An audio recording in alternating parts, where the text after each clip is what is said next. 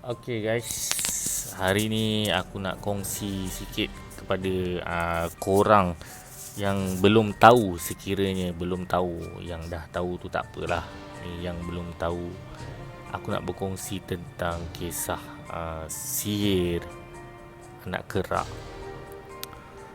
Okay, anak kerak ni dia lebih kurang macam toyol juga, tapi dia berbeza sedikit daripada toyol. Cara kerja dia lebih intelligent, elite dan profesional berbanding toyol yang hanya mencuri duit lah. Okey. Tanda-tanda dia, jika tiba-tiba perangai berubah jadi budak, mata merah dan kulit kekuningan, itu petanda disihir anak kerak. Okey, berikut aku nak bongkar sedikit kisah anak kerak ni hasil daripada perkongsian seorang pengamal Perubatan Islam Nur Hasrul Muhammad Hassan. Okey, kelakuannya macam budak kecil yang merengek, minta dibelai dan dimanja, selainkan mahukan susu serta memanggil ibunya. Itu antara sebahagian perkongsian daripada pengamal Perubatan Islam Nur Hasrul Muhammad Hassan mengenai seorang lelaki separuh abad yang terkena perbuatan sihir. Okey, sihir ini dihantar juga bukan calang-calang, kata Hasrul. Sebaliknya, perbuatan syirik itu menggunakan anak kerak yang dikatakan berasal dari janin atau bayi di dalam kandungan yang dibunuh sebelum dilahirkan. Okey, bayangkan janin tu, lepas tu ada bayi dekat dalam tu, sebelum sampai usia kandungan dia telah dibunuh sebelum dilahirkan. Jadi benda tu diorang puja dan diawetkan, akhirnya terhasillah anak kerak. Okey, bercerita tentang pengalaman merawat lelaki berasal dari Kelantan itu, Hasrul memberitahu kes melibatkan anak kerak sebenarnya jarang berlaku, memandangkan ia sukar diperolehi. Kalau diikutkan, sihir anak kerak ini biasanya popular dalam kalangan penduduk di negara seberang, iaitu Thailand dan juga di pantai timur seperti Kelantan.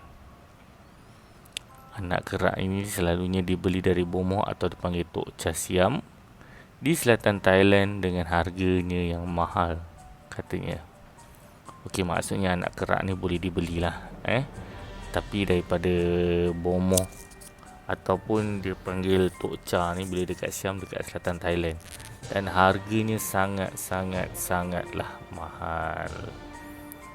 Bayangkan, ilmu hitam pun mereka perdagangkan dekat sana. Okey, bercakap mengenai pengalaman merawat warga emas itu, Hasrul memberitahu kelakuan lelaki itu yang berubah seperti kanak-kanak sebenarnya adalah petanda jelas untuk mengetahui seseorang itu terkena sihir anak kerak. Malah katanya, proses membuang sihir berkenaan dalam badan individu yang terkena sihir sedemikian bukan mudah, terutamanya jika anak kerak digunakan daripada negara seberang. Kalau orang yang tidak sedar terkena sihir anak kerak, dia bukan sahaja berlagak seperti budak-budak, tetapi boleh meracau atau mengalami rasuk yang sukar dikawal. Dia kira macam histeria yang macam selalu terjadi dekat asrama tu, tapi dia lebih teruk, yang mana susah untuk dikawal. Susah untuk dikawal maknanya dirasuk lah. Jika ada yang boleh merasai atau melihat alam gaib ini, mudah untuk mengenali petanda, termasuk kulit menjadi kekuningan, air liur meleleh-leleh dan mata berubah merah. Tapi sejujurnya, untuk membuang sihir anak kerak ini bukan senang, dan seperti kes warga emas yang dirawat, ia memakan masa lebih 3 jam, katanya. Ini kerana katanya seperti kes lelaki tersebut, jin anak kerak tidak mahu keluar. Selain sifatnya yang licik dan perlu menggunakan teknik betul bagi membuatkannya muncul sebelum disingkirkan. Bagaimanapun, kata Hasrul, seperti mana perubatan Islam lain, Rawatan menggunakan ruqyah dan berdoa kepada Allah adalah senjata utama dalam menumpaskan benda syirik tersebut. Siapa sebenarnya anak kerak ni? Tapi apa sebenarnya anak kerak ni? Hasrul memberitahu anak kerak paling kuat dikatakan berasal daripada mayat bayi pertama bagi pasangan yang juga merupakan anak sulung. Selepas dibunuh ketika usia kandungan sekitar 6 ke 7 bulan, mayat akan dikecutkan oleh bomoh bagi tujuan amalan perubatan serta melakukan kejahatan. Okey, kita ulas balik berkenaan kandungan mayat yang berusia 7 bulan,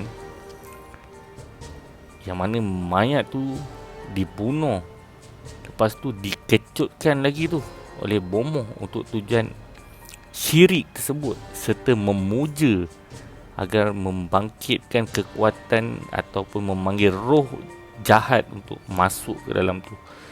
Lebih senang kita cakap jin lah. Atas sebab itu juga pada masa dahulu pantang untuk pasangan mendedahkan mereka anak sulung dan bakal dikurniakan anak pertama kepada orang yang tidak dikenali. Ujarnya lagi, anak kerak ni perlu dilayan dan dijaga dengan baik kerana ia dikatakan akan memakan tuannya sekiranya terbiar. Oleh itu semua perkakasan seperti buayan, kelambu, nyamuk, bantal, tilam dan hidangan susu perlu disediakan secara berterusan selagi anak kerak ini tidak dibuang. Dah macam jaga anak sendiri. Korang tengok. Tidak hanya digunakan untuk perbuatan sihir kepada individu, ada menggunakan anak kerak sebagai pelaris perniagaan, pengasih dan pendinding diri.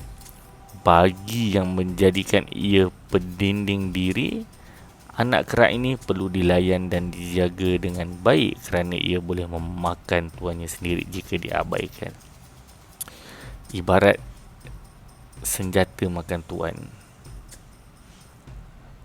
Apa-apa pun kita hanya mampu berdoa, berlindung kepada Allah Subhanahu Wa Taala dan serba sedikit kita mengetahui sifat-sifat makhluk ini. Sekian, terima kasih. Jangan lupa like, share dan subscribe dan komen di bawah untuk penambahbaikan. Assalamualaikum.